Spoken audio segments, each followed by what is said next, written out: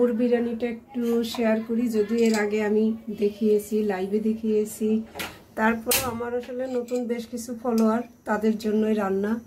যারা আগে দেখে নিয়েছেন তো দেখেই নিয়েছেন, স্কিপ করে যাবেন। তো ঘি দিয়ে দিলাম। সাবুর বিরিয়ানিটা আসলে তিতির খুবই পছন্দ করে, আর একাদশীর দিনে এটা আমি রান্না করি। অন্যদিনও হয় মাঝে মধ্যে, বিকেলবেলা অনেক সময় স্ন্যাক্স হিসাবে তিতিরকে দিই। তো এখানে হচ্ছে এই যে আদা কুচি, আর এটা হচ্ছে স্টার অ্যানিস, কিশমিশ, কাজু। তো আমি আদাটা আগে দিয়ে নিচ্ছি। আসলে আদাটা একটু লাল করে ভাজা হলে ফ্লেভারটা বেশ ভালো লাগে। তো আমি এর সাথে দিয়ে দিচ্ছি স্টার অ্যানিস, কাজু, কিশমিশ।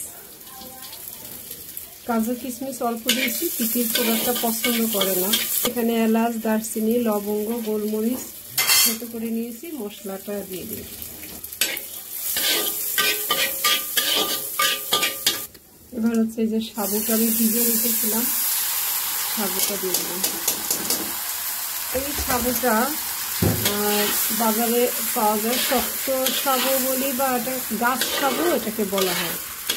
নরম যে সাবুটা আছে সেটা কিন্তু এরকম হবে না, সেটা একদম গলে যাবে। এটা অনেক শক্ত সাবুটা। লবণটা দিয়ে দিই। আমি একটু ছানার জল এটার মধ্যে অ্যাড করে দিই। তবে এটা নাড়তেই থাকতে হবে, নাড়া বন্ধ করলে কিন্তু সাবুটা লেগে যেতে পারে। নাড়তে নাড়তেই এটা রান্নাটা হয়ে যাবে।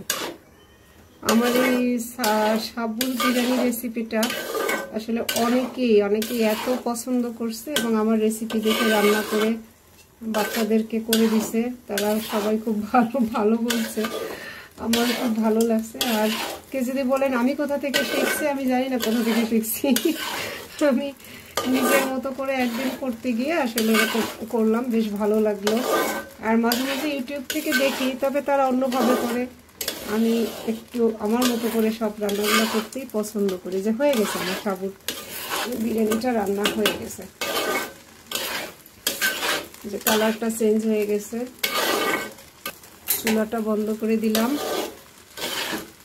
এখন হচ্ছে এই যে আমার এই পনিরগুলো আমি এর সাথে মিক্সড করে দিলেই আমার সাবুর বিরিয়ানি রান্না শেষ। এটা খেতে কিন্তু আসলেই চমৎকার হয়।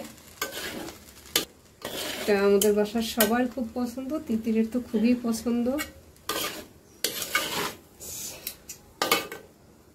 রান্না শেষ।